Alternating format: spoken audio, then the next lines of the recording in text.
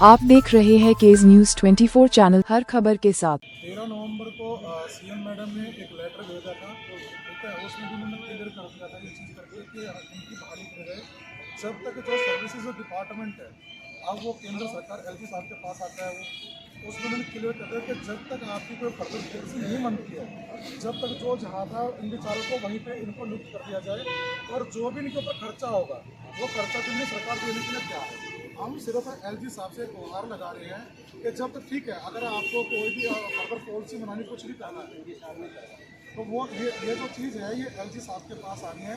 दिल्ली सरकार ने अपनी कई चिट्ठियों में बार बार ये चीज़ें भेज दी हैं, तो दिल्ली सरकार ने अपना स्टैंड बिल्कुल क्लियर कर दिया है। अभी हमने आपको जो ज्ञापन दिया, आप इसको पढ़ लेना, पढ़ के वो देख लेना, क्योंकि उसमें क्लियर कर दिया सीएम मैडम ने। और एक बार नहीं है, इसमें एक बार नहीं है, अभी लास्ट बार अभी जो विधानसभा लगी थी उसमें भी दिल्ली सरकार की जो कैबिनेट थी उसमें उन्होंने साफ कर दिया है। उसके बाद 5 अक्टूबर को सीएम मैडम ने और उनकी कैबिनेट ने एक कैबिनेट नोट बना के एलजी साहब को भेजा था, वो भी उन्होंने कर दिया है। मतलब कुल मिला के ये है कि दिल्ली सरकार ने अपनी तरफ से बिल्कुल साफ कर दिया हमारे रोजगार के लिए।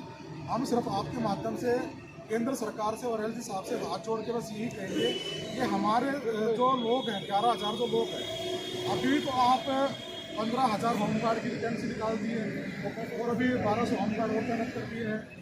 आप ठीक है आरआर मना रहे हो या कोई भी आप सर्विस मना रहे हो, कुछ नहीं कर रहे हो, आप कीजिए। पर हम लोगों का जो जीवन था, किसी भाई ने हमारे ने 10 साल दिए, किसी भाई ने 5 साल दिए, किसी ने 4 साल दिए, हम लोग कहाँ जाए। अब जो हमारी एज है वो 40 साल हो गई, 43 साल हो गया।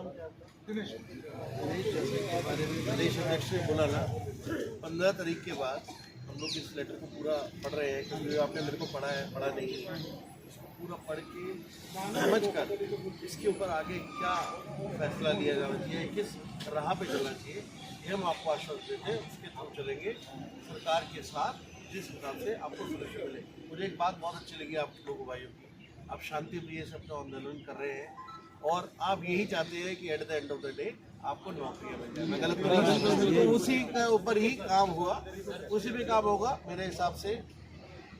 जो भी आपने इतना दिन आपने मेहनत ऑलरेडी कर दिया, आप अपना टाइम यहाँ पे स्पेंड कर दिए, हम ईश्वर से भी प्रार्थना करेंगे, सरकार से भी गुहार लगाएंगे कि आप हम उसको एंड तक पहुँचे। चुनाव में हम सातों सांसद को पूरी जिम्मेदारी से जिताए और हर एक चुनाव में हर एक सांसद के साथ हम टीम बना के चुनावी बात नहीं करेंगे साहब, वहाँ गए, चुनावी बात नहीं उनको पता है। हम जो हेल्प आउट कर सकते हैं उस पर बात करें। सर आप आए हैं मान लीजिए 14 महीने से सर हम बहुत बेरोजगार लाचार हैं, सबको हमने देख लिया। हम तो ये सोचते कि कौन यहाँ पर कोई फरिश्ता भेज दे हमारे लिए। हमारे माँ बाप सब परेशान, पूरे परिवार बेकार है सर, रोजगार कैसे खाएंगे ये सोच करके यहीं बैठे रहते हैं। कुल मिला के क्या है कि हमारा भी सर प्रोटेस्ट चल रहा है ना, हाथ से मतलब हम तो यही कहेंगे सर, आप मान लीजिए फरिश्ता बन करके आए हो सर, हमारा मदद करिए सर। मैं आपको एक बात क्लियर कर दूं, 10 तारीख को आप लोगों को 10 तारीख को आपका एक डेलीगेशन बन करके सामाजिक न्याय मंत्री रामदास अठावले जी के यहाँ पे आप एक डेलीगेशन बना करके लेके आइए और एलजी साहब के यहाँ अगर जाना होगा, क्योंकि मुझे संदेह है केजरीवाल सरकार आधे अधूरे पेपर भेजती है और इल्ज़ाम लगाती है।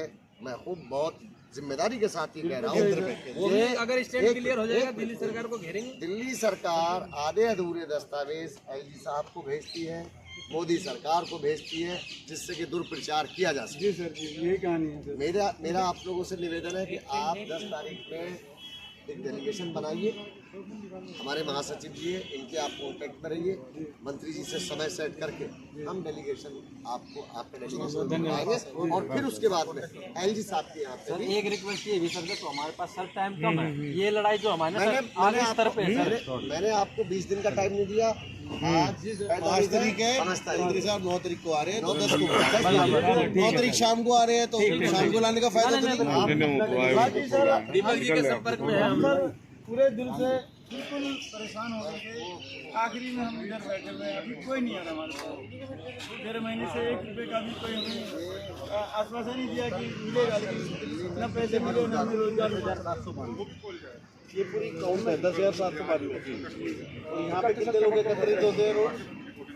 यहाँ लगभग 150। कितनी महिलाएं होंगी इसमें? 10,712 रेशो क्या है? महिलाएं लगभग 750। महिलाएं बाद में भर्ती हुई थी 2019 में। और ये सब दिल्ली के रहने वाले हैं, कहाँ के हैं? ज़्यादातर पूरे दिल्ली के वेस्ट के साउथ के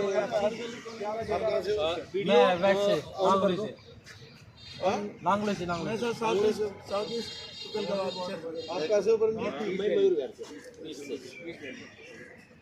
देखिए, आज हमारे Republican party of India Athawale के हरियाणा प्रदेश के अध्यक्ष सोनू कुंबली जी, हमारे जो 10-12 हज़ार लोग डीटीसी के जो लोग थे, वो दिल्ली सरकार ने जो चीटिंग करके, फ्रॉड करके, धोखा दे करके इन लोगों को पहले लगाया और फिर इन्हें बेरोजगार करा। हमारे साथ में हमारी दिल्ली प्रदेश के महासचिव दीपक चावला जी हैं, मेरा नाम फखरे आलम है, मैं दिल्ली प्रदेश का अध्यक्ष हूँ। मैं आज आप लोगों के सामने ये इस चीज़ की घोषणा कर रहा हूँ कि हम आपके साथ तन मन धन से, हमारी पार्टी, हमारे मिनिस्टर आपके साथ खड़े हैं और आपकी आवाज़ बुलंद करने के लिए अगर हमें कहीं भी जाना होगा तो हम आपके लिए जाएंगे और आपके इस आंदोलन को आगे बढ़ाने के लिए 15 तारीख के बाद में हमारी पार्टी के कार्यकर्ता भी आपके साथ में शामिल हैं। ये मैं आपको एक आश्वासन दे रहा हूँ और मुझे ये यकीन है कि आप लोग भी एकजुटता दिखाते हुए इस आंदोलन को आगे बढ़ाएं। वो इसलिए कि मार्शल ही नहीं, दिल्ली सरकार की तरफ से कई विभागों के अंदर लोगों को छल उनके साथ किया गया है और उन्हें बेरोजगार किया। हम लोग आपके साथ में हैं, हम आपके लिए आंदोलन भी करेंगे और जहाँ भी जाना होगा हम आपके साथ हैं।